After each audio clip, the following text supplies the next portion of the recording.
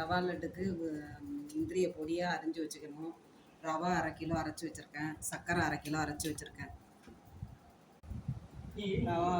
ரவா அரைச்சி இதை கொட்டிக்கிட்டு சர்க்கரை மாவை அரைச்சி இதை கொட்டிக்கிட்டு ரெண்டையும் நல்லா கலந்துக்கணும். நல்லா கலந்துக்கிட்டு நெய்யை ஊற்றிக்கங்க. ஒரு 100 நெய் ஊற்றுங்க. 1/2 கிலோ ரவா 100 நெய் ஊற்றிட்டு நெய் உருகணுன்னா இதை போடுங்க. இதை போட்டு நல்லா ப்ரௌன் கலராக ஆகிற வரைக்கும் நல்லா வறுத்துக்கோங்க. இந்த மாதிரி ப்ரௌன் கலராக வந்தோன்னே எடுத்து